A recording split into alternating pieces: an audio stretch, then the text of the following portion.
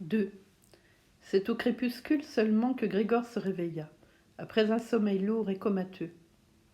Même s'il n'avait pas été dérangé, il ne se serait sûrement pas éveillé beaucoup plus tard, car il eut le sentiment de s'être assez reposé et d'avoir dormi son soûl. Mais il eut l'impression d'avoir été réveillé par un pas furtif et par le bruit discret que faisait en se refermant la porte donnant sur l'antichambre. La lueur des lampadaires électriques de la rue posait des taches pâles au plafond et sur le haut des meubles, mais en bas, autour de Grégor, il faisait sombre. Tâtonnant encore lentement avec ses antennes, qu'il commençait seulement à apprécier, il se propulsa avec lenteur vers la porte pour voir ce qui s'y était passé. Son côté gauche paraissait n'être qu'une longue cicatrice qui tiraillait désagréablement, et sur ses 2 rangées de pattes, il boitait bel et bien. Du reste, au cours des événements de la matinée, une petite patte avait subi une blessure grave, c'était presque un miracle qu'elle fût la seule, et elle traînait derrière lui comme un poids mort. C'est seulement une fois arrivé près de la porte qu'il se rendit compte de ce qui l'avait attiré. C'était l'odeur de quelque chose de comestible. Car il y avait là une écuelle de lait sucré où l'on avait coupé des morceaux de pain blanc. Pour un peu, il aurait ri de joie, car il avait encore plus faim que le matin, et il plongea aussitôt la tête dans ce lait jusqu'aux yeux, ou presque. Mais il l'en retira bientôt avec déception. Non seulement il avait de la peine à manger, avec son flanc gauche meurtri, il ne pouvait manger qu'à condition que son corps entier y travaillât en haletant, mais de surcroît le lait, qui était naguère sa boisson favorite, et c'était sûrement pour cela que sa sœur lui en avait apporté, ne lui disait plus rien, et ce fut même presque avec répugnance qu'il se détourna de l'écuelle et regagna en se traînant le centre de la chambre. Dans la salle de séjour, Grégor vit par la fente de la porte que l'éclairage au gaz était allumé, mais alors que d'habitude c'était l'heure où son père lisait d'une voix forte à sa mère, et parfois aussi à sa sœur, le journal paraissant l'après-midi, on n'entendait cette fois pas le moindre son. Or peut-être que cette lecture, dont sa sœur lui parlait toujours, y compris dans ses lettres, ne se pratiquait plus du tout ces derniers temps. Mais même aux alentours, il régnait un grand silence, bien que cependant l'appartement ne fût pas du tout désert. Tout de même, se dit Grégor, quelle vie tranquille menait ma famille. Et tout en regardant droit devant lui dans le noir, il éprouvait une grande fierté d'avoir pu procurer à ses parents et à sa sœur une vie pareille dans un appartement aussi beau. Mais qu'allait-il se passer si maintenant toute cette tranquillité, cette aisance, cette satisfaction s'achevait en catastrophe? Pour ne pas s'égarer dans des idées de ce genre, Grégor préféra se mettre en mouvement et, toujours rampant, parcourir sa chambre en tous sens.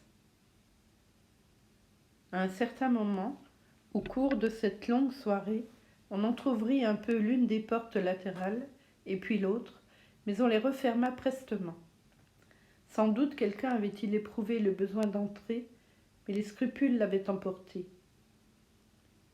Grégor s'immobilisa dès lors près de la porte donnant sur l'antichambre, bien résolu à faire entrer d'une façon ou d'une autre ce visiteur hésitant, ou à savoir qui il était. Mais la porte ne s'ouvrit plus, et Grégor attendit en vain.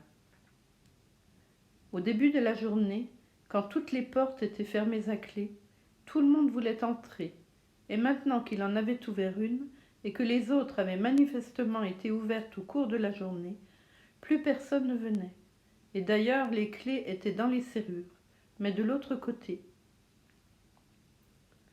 C'est seulement tard dans la nuit qu'on éteignit la lumière dans la salle de séjour, et il fut alors facile de constater que ses parents et sa sœur étaient restés éveillés jusque-là, car on les entendit nettement s'éloigner tous les trois sur la pointe des pieds. À présent, jusqu'au matin, personne ne viendrait sûrement plus voir Grégor. Il disposait donc d'un long laps de temps pour réfléchir en paix à la façon dont il allait désormais réorganiser sa vie.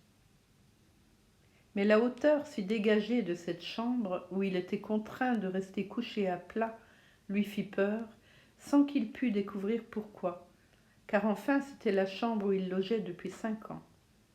Et d'un mouvement à demi conscient, et non sans une légère honte, il se précipita sous le canapé, où quoique son dos y fût un peu écrasé, et qu'il ne pût plus lever la tête, il se sentit aussitôt très à son aise, regrettant seulement que son corps fût trop large pour trouver entièrement place sous le canapé.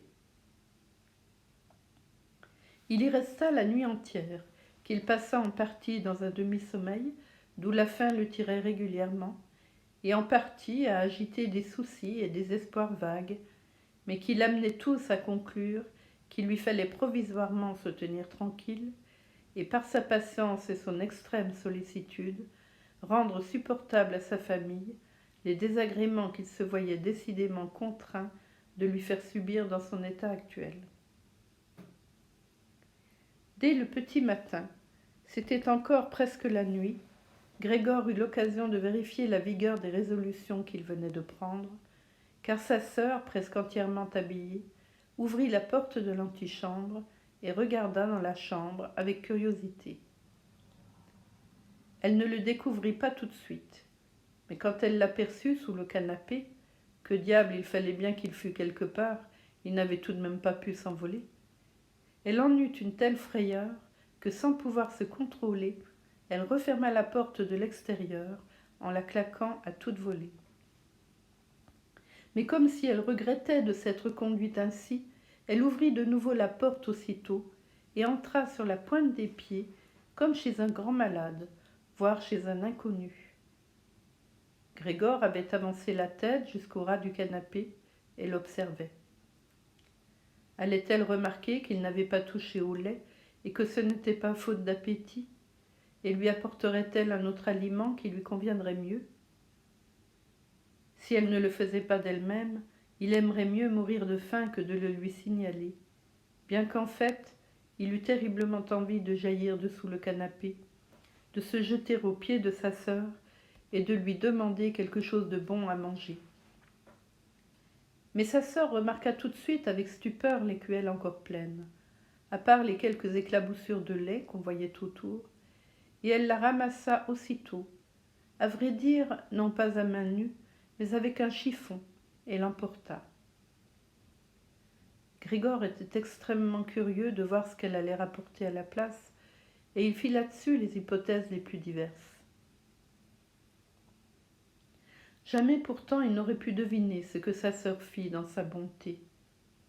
Elle lui rapporta, pour tester ses goûts, tout un choix étalé sur un vieux journal. Il y avait là des restes de légumes à moitié avariés, des os du dîner de la veille entourés de sauce blanche solidifiée, quelques raisins secs, quelques amandes, un fromage que Grégor eut déclaré immangeable 2 jours plus tôt, une tranche de pain sec, une autre tartinée de beurre, une troisième beurrée et salée. De plus, elle joignit encore à tout cela l'écuelle, vraisemblablement destinée à Grégor une fois pour toutes, et où elle avait mis de l'eau. Et par délicatesse, sachant que Grégor ne mangerait pas devant elle, elle repartit très vite et donna même un tour de clé, afin que Grégor notât bien qu'il pouvait se sentir tout à fait à son aise. Grégor sentit ses petites pattes s'agiter frénétiquement en s'avançant vers la nourriture. D'ailleurs, ses blessures devaient être déjà complètement guéries. Il ne ressentait plus aucune gêne.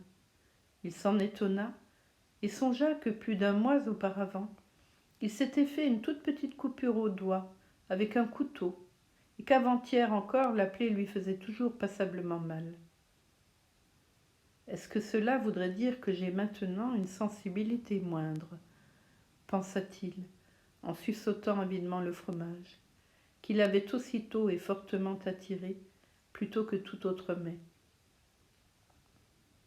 À la file et les yeux larmoyants de satisfaction, il consomma le fromage, les légumes et la sauce.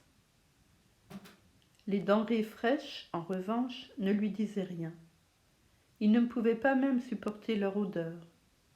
Il traîna même un peu à l'écart les choses qu'il voulait manger. Il avait fini depuis longtemps et restait juste là, paresseusement étendu au même endroit, quand sa sœur, pour lui signifier d'avoir à se retirer, tourna lentement la clé. Il sursauta de frayeur, quoique déjà il sommeilla presque, et se hâta de retourner sous le canapé. Mais y rester lui coûta un gros effort d'abnégation, même pendant le peu de temps que sa sœur resta dans la chambre, car ce copieux repas lui avait donné un peu de rondeur, et il était tellement à l'étroit là-dessous qu'il pouvait à peine respirer.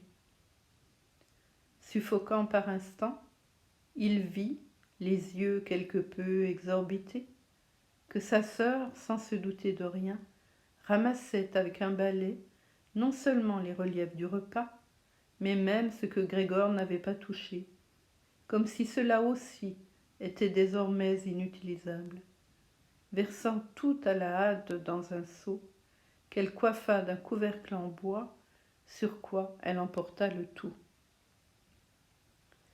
À peine s'était-elle retournée que Grégor s'empressa de s'extraire de sous le canapé pour s'étirer et se dilater à nouveau.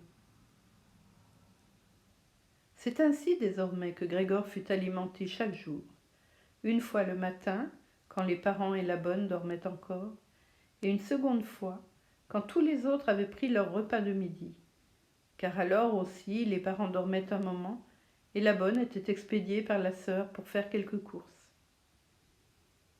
Sans doute ne voulait-il pas non plus que Grégor mourût de faim, mais peut-être n'aurait-il pas supporté d'être au courant de ses repas, autrement que par ouï-dire.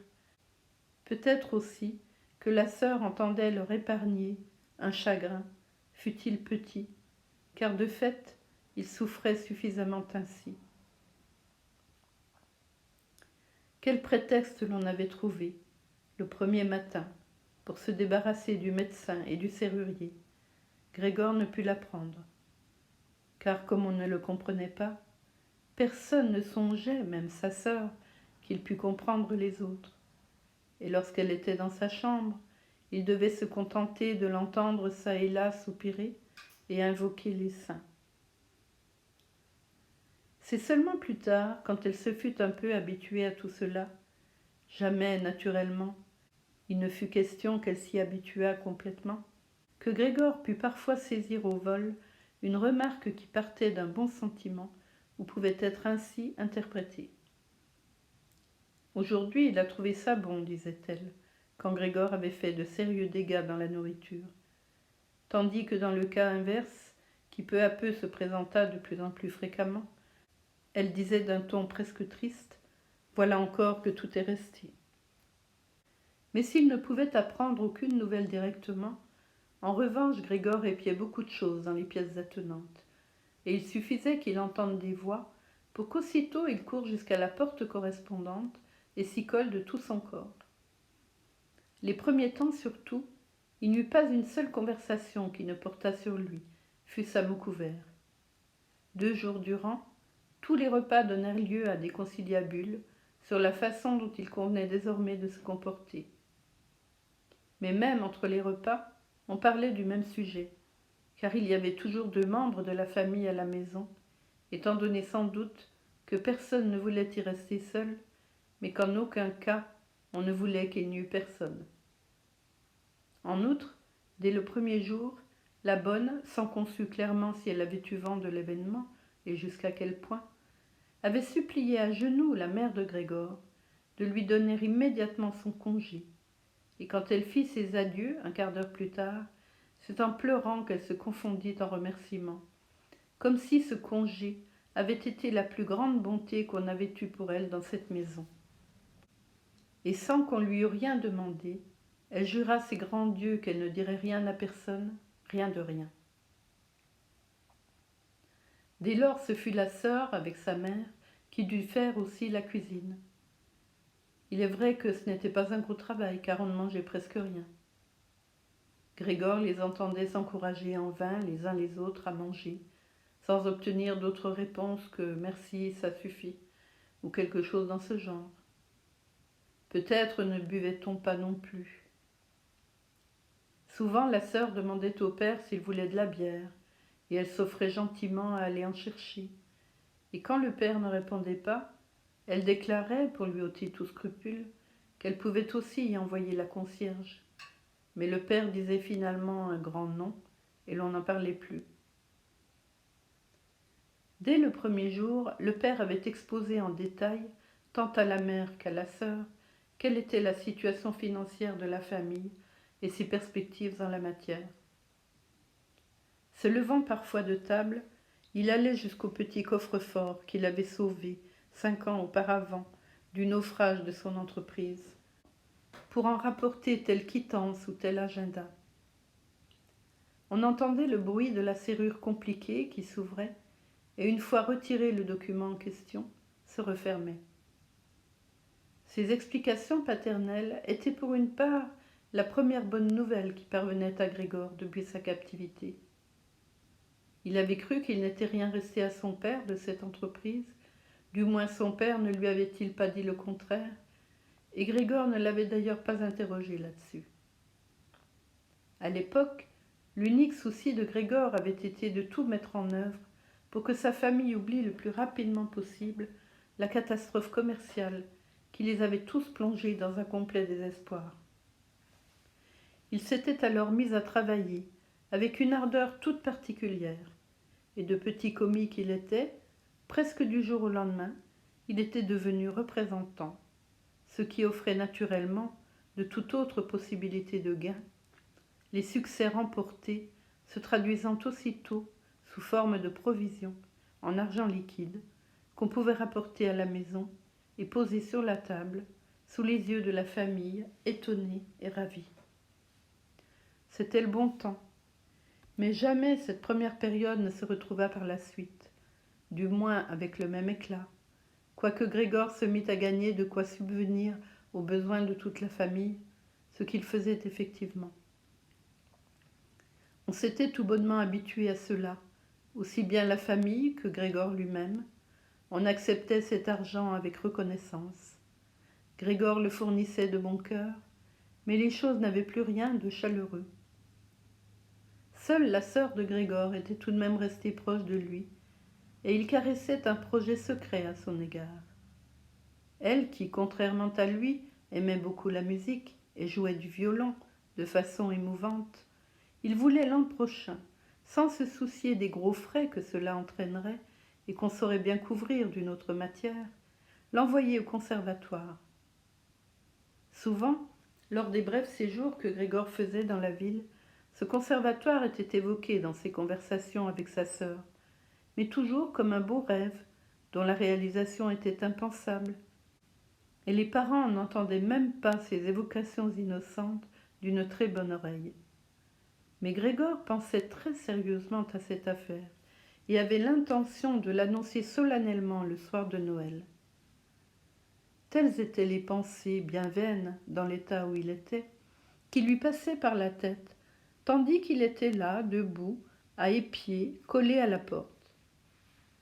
Parfois, il était pris d'une fatigue si générale qu'il n'était plus capable d'écouter, et que sa tête allait heurter doucement la porte. Mais aussitôt il la retenait, car le petit bruit ainsi provoqué avait été entendu à côté et les avait tous fait taire. Savoir ce qu'il fabrique encore, disait son père au bout d'un moment, en se tournant manifestement vers la porte. Et ce n'est qu'ensuite que la conversation interrompue reprenait peu à peu.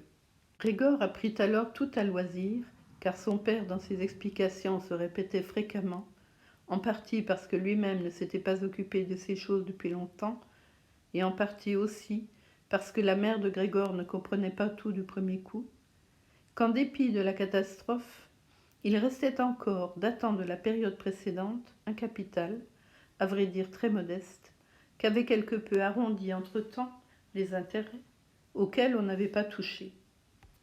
Mais en outre, l'argent que Grégor rapportait tous les mois à la maison, lui-même ne gardant à son usage que quelques écus, n'avait pas été entièrement dépensé, et il avait constitué un petit capital.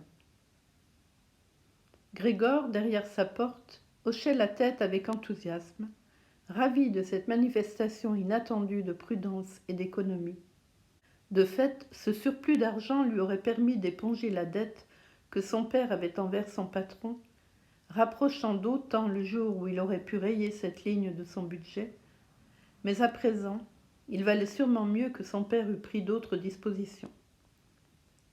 Seulement cet argent était bien loin de suffire à faire vivre la famille des seuls intérêts. Cela suffirait peut-être à la faire vivre 1 an, 2 ans, tout au plus, mais c'était tout. Donc c'était juste une somme à laquelle on n'avait pas le droit de toucher et qu'il fallait mettre de côté en cas de besoin. Et il fallait gagner de quoi vivre. Or le père était en bonne santé, mais c'était un vieil homme qui n'avait plus travaillé depuis déjà 5 ans et qui ne devait en tout cas pas présumer de ses forces. Pendant ces 5 années, qui étaient les premières vacances de sa vie pénible et pourtant infructueuse, il avait beaucoup engraissé et était du coup devenu passablement lent. Et est-ce que sa vieille mère, peut-être, allait maintenant devoir gagner de l'argent, elle qui avait de l'asthme, elle pour qui la traversée de l'appartement était déjà un effort, et qui passait 1 jour sur 2 à suffoquer sur le sofa près de la fenêtre ouverte? Et est-ce que sa sœur allait devoir gagner de l'argent, elle qui était encore une enfant avec ses 17 ans, elle qu'on n'avait pas la moindre envie d'arracher à la vie qu'elle avait menée jusque-là, consistant à s'habiller joliment, à dormir longtemps, à aider aux travaux du ménage, à participer à quelques modestes distractions et surtout à jouer du violon. Quand la conversation venait sur la nécessité de gagner de l'argent, Grégor commençait toujours par lâcher la porte et par se jeter sur le sofa qui se trouvait à proximité et dont le cuir était frais, car il était tout brûlant de honte et de chagrin. Souvent, il restait là, couché de longues nuits durant, sans dormir un instant, grattant le cuir pendant des heures. Ou bien, il ne reculait pas devant l'effort considérable que lui coûtait le déplacement d'une chaise jusqu'à la fenêtre, puis l'escalade de son rebord, où il restait appuyé, calé sur la chaise, manifestement juste pour se remémorer le sentiment de liberté qu'il éprouvait naguère à regarder par la fenêtre. Car en fait, de jour en jour, il voyait de plus en plus flou, même les choses peu éloignées. Il n'apercevait plus du tout l'hôpital d'en face, dont la vue par trop fréquente le faisait jadis pester.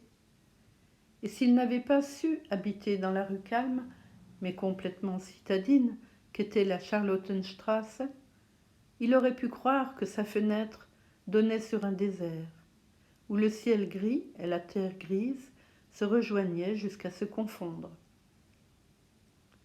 Il suffit que sa sœur eût observé 2 fois que la chaise était devant la fenêtre, pour que désormais, chaque fois qu'elle avait fait le ménage, elle la remit soigneusement à cette place, laissant même dorénavant ouvert le panneau intérieur de la fenêtre.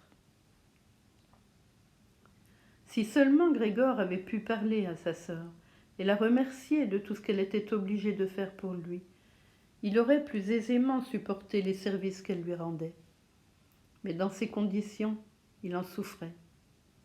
Certes, sa sœur s'efforçait d'atténuer autant que possible ce que tout cela avait d'extrêmement gênant. Et naturellement, plus le temps passait, mieux elle y réussissait. Mais Grégor aussi voyait de plus en plus clairement son manège. Pour lui, déjà l'entrée de sa sœur était terrible. À peine était-elle dans la chambre que, sans prendre le temps de refermer la porte, si soucieuse qu'elle fût par ailleurs d'épargner à tout autre le spectacle qu'offrait la pièce de Grégor, elle courait jusqu'à la fenêtre et, comme si elle allait étouffer, l'ouvrait tout grand avec des mains fébriles. Et puis, si froid qu'il fit dehors, elle restait un petit moment à la fenêtre, en respirant à fond. Par cette course et ce vacarme, Elle effrayait Grégor 2 fois par jour. Il passait tout ce moment à trembler sous le canapé, tout en sachant fort bien qu'elle lui aurait certainement épargné cela volontiers, si seulement elle s'était sentie capable de rester avec la fenêtre fermée dans une pièce où il se trouvait. Un jour, il devait bien s'être écoulé 1 mois déjà depuis la métamorphose de Grégor, et sa sœur tout de même n'avait plus lieu d'être frappée d'étonnement à sa vue. Elle entra un peu plus tôt que d'habitude, et elle le trouva encore en train de regarder par la fenêtre, immobile et effectivement effrayant, dressé comme il l'était. Grégor n'eût point été surpris qu'elle n'entrât pas, puisque placé comme il l'était, il l'empêchait d'ouvrir tout de suite la fenêtre. Mais non contente de ne pas entrer, elle fit un bond en arrière et referma la porte. Quelqu'un d'étranger à l'affaire aurait pu penser que Grégor avait guetté sa sœur et avait voulu la mordre. Naturellement, il alla aussitôt se cacher sous le canapé, mais il dut attendre jusqu'à midi pour que sa sœur revienne, et elle lui parut beaucoup plus inquiète que d'habitude. Il comprit donc que sa vue lui était toujours insupportable, et qu'elle ne pourrait que lui rester insupportable, et que sûrement il lui fallait faire un gros effort sur elle-même pour ne pas prendre la fuite au spectacle de la moindre partie de son corps dépassant du canapé. Afin de lui épargner même cela, il entreprit un jour, il lui fallut 4 heures de travail, de transporter sur son dos jusqu'au canapé le drap de son lit et de l'y disposer de façon à être désormais complètement dissimulé, au point que sa sœur, même en se penchant, ne put pas le voir. Si elle avait estimé que ce drap n'était pas nécessaire, elle aurait pu l'enlever, car enfin il était suffisamment clair que ce n'était pas pour son plaisir que Grégor se claquemurait ainsi. Mais elle laissa le drap en place, et Grégor crut même surprendre un regard de gratitude, tandis qu'un jour, il soulevait prudemment un peu le drap avec sa tête pour voir comment sa sœur prenait ce changement d'installation. Pendant les 15 premiers jours, les parents ne purent se résoudre à entrer chez Grégor, et il les entendit souvent complimenter sa sœur du travail qu'elle faisait à présent, tandis que jusque-là, ils lui manifestaient souvent leur irritation parce qu'à leurs yeux, elle n'était pas bonne à grand-chose. Mais maintenant, ils attendaient souvent tous les deux, le père et la mère, devant la chambre de Grégor, pendant que sa sœur y faisait le ménage. Et dès qu'elle en sortait, il fallait qu'elle raconte avec précision dans quel état se trouvait la pièce, ce que Grégor avait mangé, de quelle façon il s'était comporté cette fois, et si peut-être on notait une légère amélioration. Au reste, la mère de Grégor voulut relativement vite venir le voir, mais le père et la sœur la retinrent, en usant tout d'abord d'arguments rationnels que Grégor écouta fort attentivement et approuva sans réserve. Mais par la suite, on dut la retenir de force, et quand il l'entendit crier « Mais laissez-moi donc voir Grégor, c'est mon fils le malheureux, vous ne comprenez donc pas qu'il faut que je le voie ?» Grégor pensa alors que peut-être ce serait tout de même une bonne chose que sa mère vienne le voir. Pas tous les jours naturellement, mais peut-être 1 fois par semaine. Car enfin, elle comprenait tout beaucoup mieux que sa sœur, qui en dépit de tout son courage, n'était après tout qu'une enfant, et qui finalement ne s'était peut-être chargée d'une aussi rude tâche que par une irréflexion d'enfant. Le désir qu'avait Grégor de voir sa mère n'allait pas tarder à être satisfait. Pendant la journée, il ne voulait pas se montrer à la fenêtre, ne fût-ce que par égard pour ses parents. Mais il ne pouvait pas non plus se traîner bien longtemps sur ces quelques mètres carrés de plancher. La nourriture ne lui procura bientôt plus le moindre plaisir. Aussi prit-il l'habitude, pour se distraire, d'évoluer en tous sens sur les murs et le plafond. Il aimait particulièrement rester suspendu au plafond. C'était tout autre chose que d'être allongé sur le sol. Une oscillation légère parcourait le corps, et dans l'état de distraction presque heureuse où il se trouvait là-haut, Il pouvait arriver que Grégor, à sa grande surprise, se lâche et atterrisse en claquant sur le plancher. Mais à présent, il était naturellement bien plus maître de son corps qu'auparavant, et même en tombant de si haut, il ne se faisait pas de mal. Or, sa sœur remarqua sans tarder le nouveau divertissement que Grégor s'était trouvé. D'ailleurs, sa réputation laissait çà et là des traces de colle. Et elle se mit en tête de faciliter largement ses évolutions et d'enlever les meubles qui les gênaient, donc surtout la commode et le bureau. Seulement, elle ne pouvait pas faire cela toute seule. Son père, elle n'osait pas lui demander de l'aider. La petite bonne aurait certainement refusé, car cet enfant de 16 ans tenait bravement le coup depuis le départ de l'ancienne cuisinière, mais elle avait demandé comme une faveur de pouvoir tenir la porte de la cuisine constamment fermée à clé et de n'avoir à ouvrir que sur appel spécial. Il ne restait donc plus à la sœur qu'à aller chercher la mère, un jour que le père était sorti. La mère de Grégor arriva d'ailleurs en poussant des cris d'excitation joyeuse, mais devant la porte de la chambre, elle se tut. La sœur commença naturellement par vérifier que tout fût bien en place dans la pièce, et c'est seulement ensuite qu'elle laissa entrer sa mère. Grégor, en toute hâte, avait tiré son drap encore plus bas et en lui faisant faire plus de plis. L'ensemble avait vraiment l'air d'un drap jeté par hasard sur le canapé. Aussi bien Grégor s'abstint-il cette fois d'espionner sous son drap. Il renonça à voir sa mère dès cette première fois, trop content qu'elle eût fini par venir. « Viens, on ne le voit pas, disait la sœur, et manifestement elle tenait sa mère par la main. Grégor entendit alors ces deux faibles femmes déplacer la vieille commode, malgré tout assez lourde, et sa sœur réclamait constamment que sa mère lui laissât le plus gros du travail, ignorant les mises en garde maternelles sur le risque qu'elle courait de se fatiguer à l'excès. Cela dura très longtemps. Après un bon quart d'heure d'effort, la mère déclara qu'il valait mieux laisser la commode là, car d'abord elle était trop lourde et elle n'en viendrait pas à bout avant le retour du père, barrant alors tous les chemins à Grégor en la laissant en plein milieu. Et ensuite, il n'était pas si sûr qu'on fît plaisir à Grégor en enlevant ses meubles. Elle avait plutôt l'impression inverse. Elle avait le cœur tout serré en voyant ce mur vide. Et pourquoi Grégor n'aurait-il pas le même sentiment, puisqu'il était habitué de longue date aux meubles de cette chambre, et que par conséquent, il se sentirait perdu quand elle serait vide. Et d'ailleurs, conclut-elle tout bas, chuchotant plus que jamais, comme pour éviter que Grégor, dont elle ne savait pas où il se trouvait précisément, n'entendit même le son de sa voix, car pour les mots, elle était convaincue qu'il ne les comprenait pas. Et d'ailleurs, en enlevant ces meubles, est-ce que nous ne sommes pas en train de montrer que nous abandonnons tout espoir qu'il aille mieux, et de le laisser cruellement seul avec lui-même?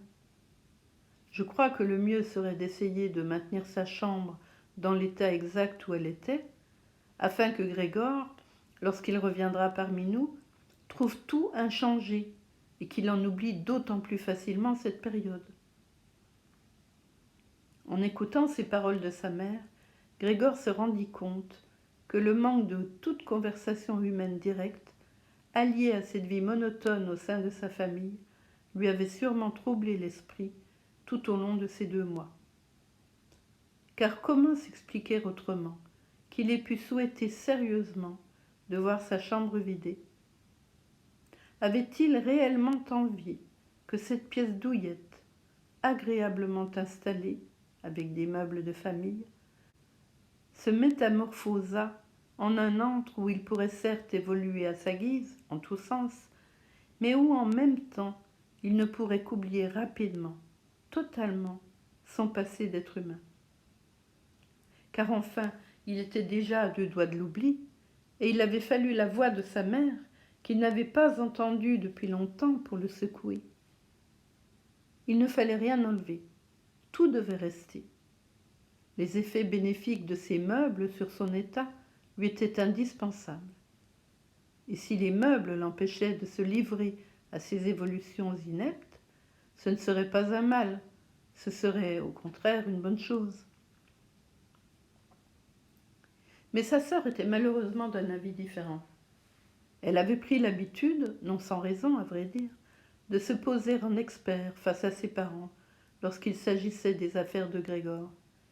Et cette fois encore, le conseil donné par sa mère suffit pour qu'elle s'obstinât à vouloir enlever non seulement les meubles auxquels elle avait d'abord pensé, la commode et le bureau, mais bien tous les meubles, à l'exception de l'indispensable canapé. Naturellement, cette exigence n'était pas inspirée que par un mouvement enfantin de défi, ni par l'assurance qu'elle avait acquise ces derniers temps de façon aussi laborieuse qu'inopinée.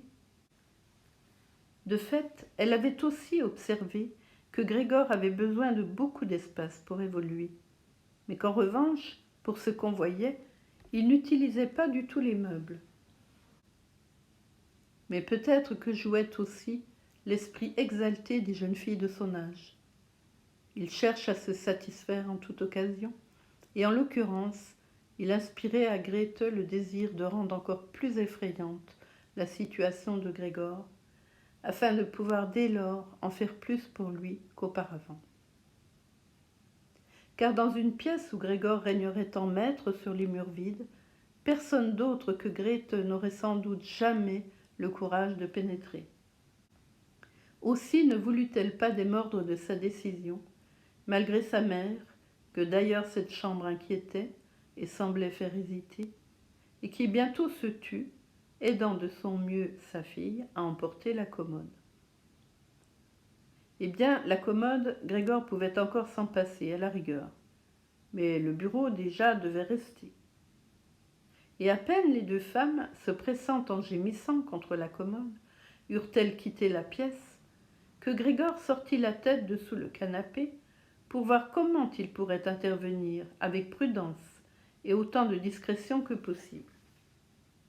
Mais par malheur, ce fut justement sa mère qui revint la première, pendant que dans la pièce voisine, Grete tenait la commode enlacée, parvenant juste à la faire osciller de ci, de là, mais évidemment pas à la faire avancer. Or, la mère de Grégor n'était pas habituée à l'aspect qu'il avait, et qui aurait pu la rendre malade. Aussi Grégor repartit-il bien vite en marche arrière, jusqu'au fond du canapé, mais sans pouvoir empêcher que le drap bouge un peu au premier plan. Cela suffit pour attirer l'attention de sa mère. Elle s'immobilisa, resta figée un instant, puis repartit, trouver Grete. Quoiqu'il se dît sans cesse qu'il ne se passait rien d'extraordinaire, qu'on déplaçait juste quelques meubles, Grégor dut bientôt s'avouer que les allées et venues des deux femmes, leurs petites exclamations, le raclement des meubles sur le sol, avaient sur lui l'effet d'un grand chambardement qui l'assaillait de toutes parts.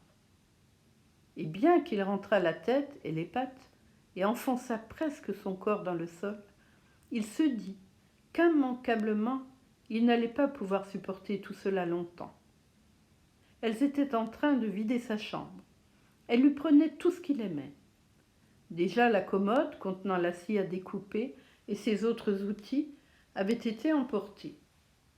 Elles arrachaient à présent du sol, où il était presque enraciné, le bureau, où il avait fait ses devoirs quand il était à l'école de commerce, quand il était au lycée, et même déjà lorsqu'il était à l'école primaire.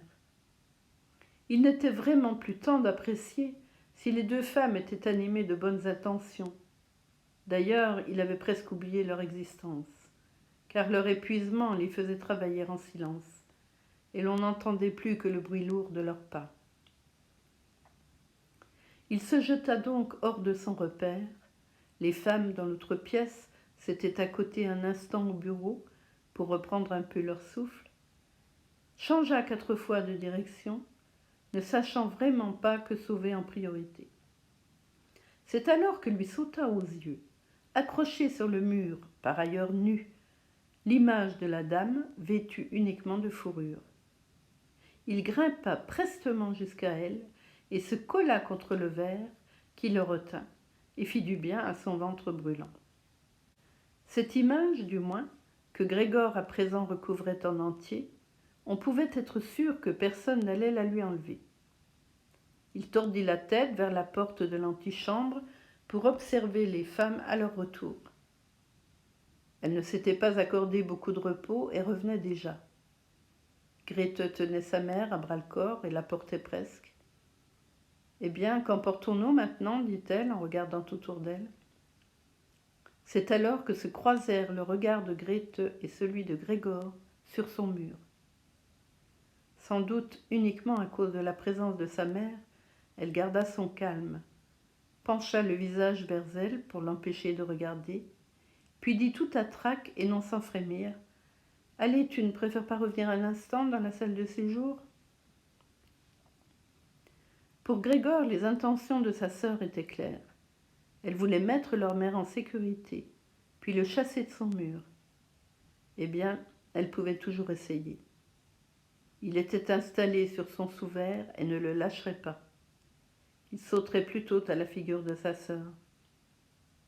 Mais les paroles de Grete avaient bien plutôt inquiété sa mère, qui fit un pas de côté, aperçut la gigantesque tache brune sur le papier peint à fleurs, et avant de prendre vraiment conscience que c'était Grégor qu'elle voyait, cria d'une voix étranglée : « Ah mon Dieu ! Ah mon Dieu !» pour s'abattre bras en croix, comme si elle renonçait à tout sur le canapé, où elle ne bougea plus. « Ah, Grégor !» s'écria Grete en levant le poing et en jetant à son frère des regards pénétrants. C'étaient, depuis sa métamorphose, les premiers mots qu'elle lui adressait directement. Elle courut chercher quelques flacons de sel dans la pièce voisine pour faire revenir sa mère de son évanouissement. Grégor voulut aider lui aussi. Pour sauver son sous-vert, il serait toujours temps. Mais il collait solidement à la vitre et dut s'en arracher en forçant.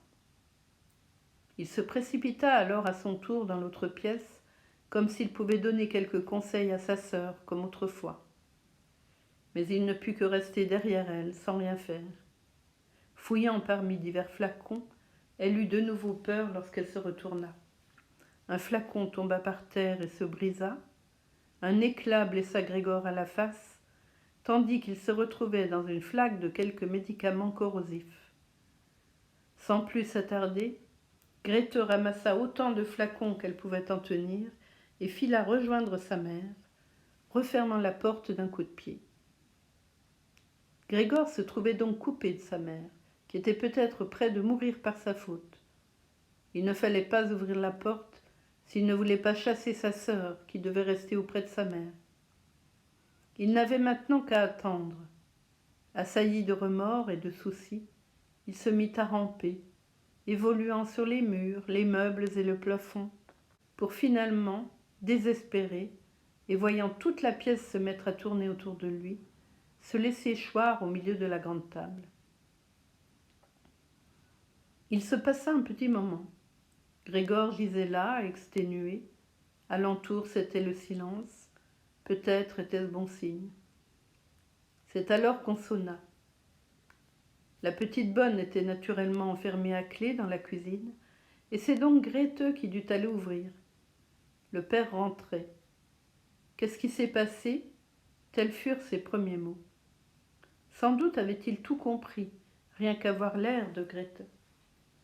Elle répondit d'une voix assourdie, pressant vraisemblablement son visage contre la poitrine de son père.